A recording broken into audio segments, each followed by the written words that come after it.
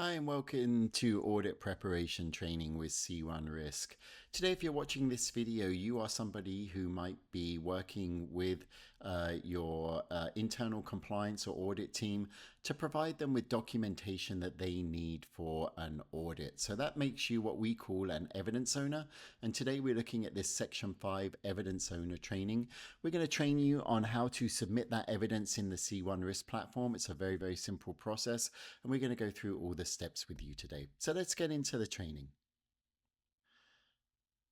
So I'm actually starting in my email here. And what, as an evidence owner, you might see over the course of the audit or building up to the audit, any of these emails come into your platform from C1 Risk. A new document request, which is a request for you to provide a document from your audit team.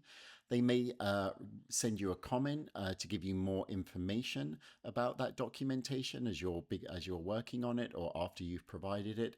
And they may also reject that document if you accidentally provide the wrong document.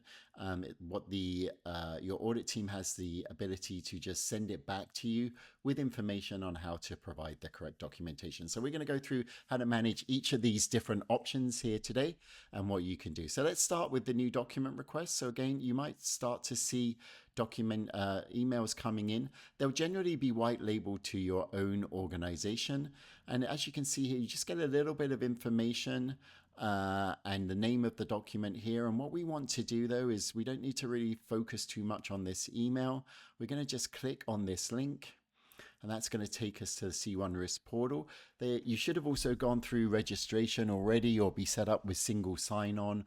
If you're on Active Directory or Okta or anything like that, you'll see a button here that allows you to just one-click log in. And then when you do that, what our system is going to do is it's going to take you directly to what we call a document request. So this goes back to this new document request, and you can see we even put the reference number in here. And here we are in that record now. In this record now, we're going to give you a description of a lot more. We're going to provide you with a little bit more information on exactly what you need to provide. So you want to start here and read this description. We also have a period, start date, and end date. Your document always needs to be either time-stamped or have been created or be relevant to this period, start date, and end date. Otherwise, the auditor is going to kick it back and say they need a more updated document or a document that fits within these dates. So make sure you check these dates, and we do give you a little comment about that in here.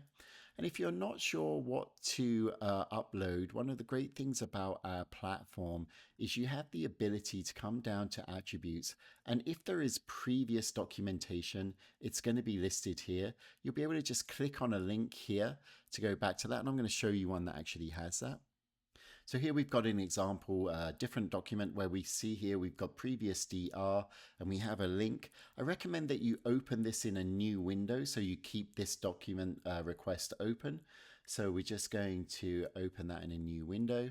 And that's going to show you then the previous evidence that you uploaded, and you can make sure that you upload the correct evidence. Okay, so now here we are back in our original document request.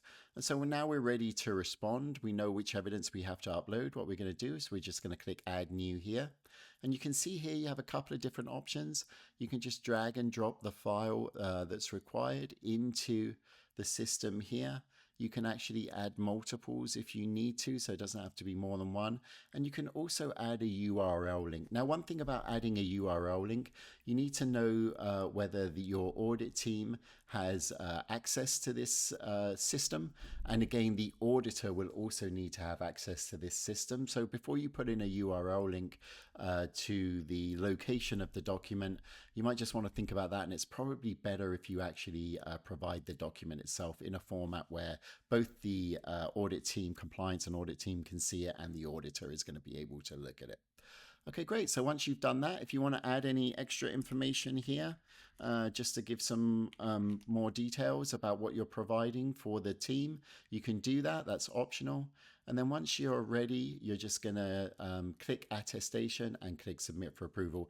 Now, let's say you're uploading 2 or 3 documents and one is ready, but the others aren't. Then you don't need to click this yet. We'll just click save instead.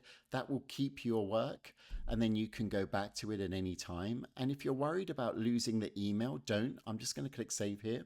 Because here's another great thing about C1 Risk. You don't have to find this email or figure out what you've done.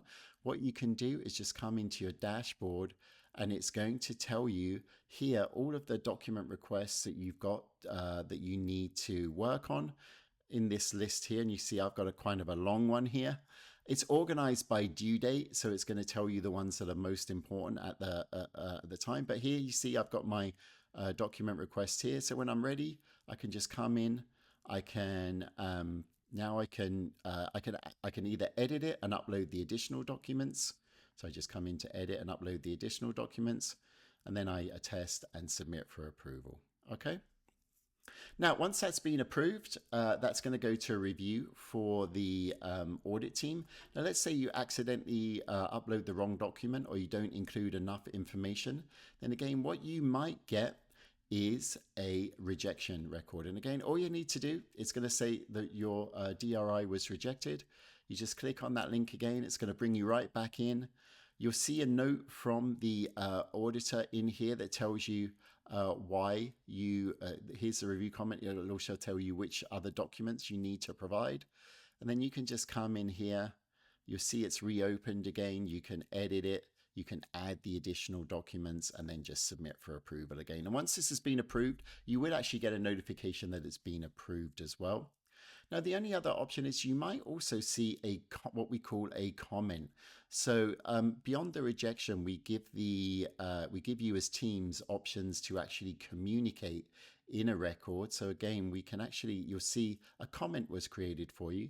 So you can click on that. It's going to take you in and you can see the comment. And now you can actually communicate with the audit team or whoever's sending you that comment. And what we want to do, if we want to reply to this, we can just say, we need to make sure that we at the person that we want this to go to. So that would be probably your internal team. And then you can also do here are the docs. And note that you can upload things, you can add a URL here, or you can, again, you can just upload your file here. And once you submit that, as long as you've added the person that it's supposed to go to, they will actually get a notification that a comment has been responded to or replied to for them. And you see here now I've got that response from you, and I can click in and I can look at this and I can continue the conversation if I need to. Okay, so that's how we work with the C1 Risk platform. We do this so that we can keep this evidence in perpetuity. And this is also an automation platform, so we can send you these notifications every time we need something for audit. We're also minimizing the amount of time that you have to spend on doing this, because instead of asking you for a document 4 or 5 times for 5 different audits, we can apply this one document that you provided to all of those different audits as long as it fits the evidence period.